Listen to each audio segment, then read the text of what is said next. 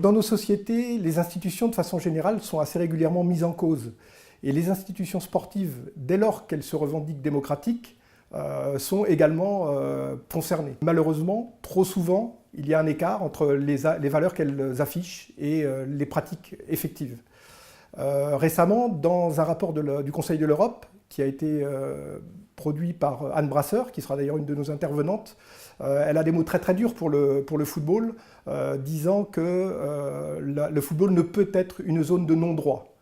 En France, je pense que les dérives, les atteintes à ces principes démocratiques, je dirais, ne sont certainement pas de la même ampleur, mais il y a des marges de manœuvre très, très claires qui existent également pour améliorer la gouvernance et la démocratie dans nos institutions sportives.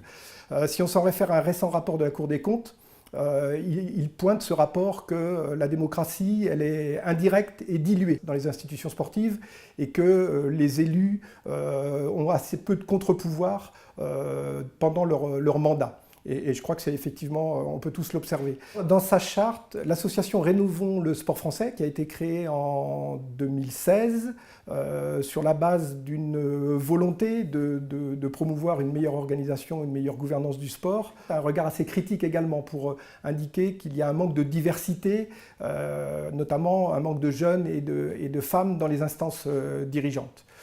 Donc on voit qu'effectivement, il y a des marges de progrès. Le sport n'a pas l'apanage de cette pratique, je dirais, étriquée de la démocratie. Mais il se crée des obligations peut-être supplémentaires à d'autres secteurs dans la mesure où il revendique de participer à l'éducation à la citoyenneté, il revendique de favoriser l'insertion sociale, de favoriser la promotion de la diversité. Il a aussi des responsabilités particulières parce que son impact médiatique, social, bien plus qu'économique d'ailleurs, est vraiment très important. Et par ailleurs, dans nos sociétés aujourd'hui, il y a une demande de démocratie plus participative très forte. Et compte tenu de tous ces éléments, le sport ne peut pas se permettre d'avoir une approche non ambitieuse, je dirais, de la démocratie. La qualité de nos intervenants et leur pertinence concernant le sujet qui nous intéresse ici nous garantit un débat de bon niveau. Nous avons Anne Brasseur, qui est parlementaire du Conseil de l'Europe, qui a été présidente de cette assemblée parlementaire, qui a été également ministre des Sports et de l'Éducation au Luxembourg. Et elle est l'auteur, tout récemment, début février, d'un rapport pour le Conseil de l'Europe sur la gouvernance du football. Deuxième intervenante, Amélie Oudéa-Castéra. C'est une ancienne joueuse professionnelle qui a également un brillant parcours aussi bien académique que professionnel. Elle est passée par l'ENA, l'ESSEC, Sciences Po, et elle a ensuite travaillé à la Cour des comptes et chez AXA. Et elle est aujourd'hui la présidente d'une association qu'on a évoquée tout à l'heure, Rénovons le sport français. Et le troisième intervenant sera Jean Briot, qui a été président de la Fédération européenne de handball de 2012 à 2016. Il est également professeur d'université, il a été il a été président de l'université de Rennes 2, la turbulente université de Rennes 2.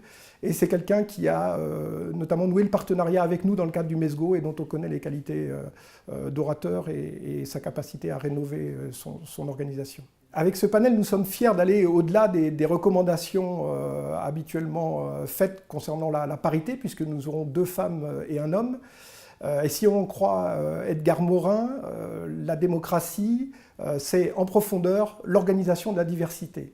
Donc j'ai le sentiment que nous sommes sur la bonne voie. Je ne doute pas que ce sera complété aussi par une grande diversité au niveau du public et pour ceux qui participeront au débat. Donc je suis très confiant sur la qualité du travail qu'on pourra faire ensemble.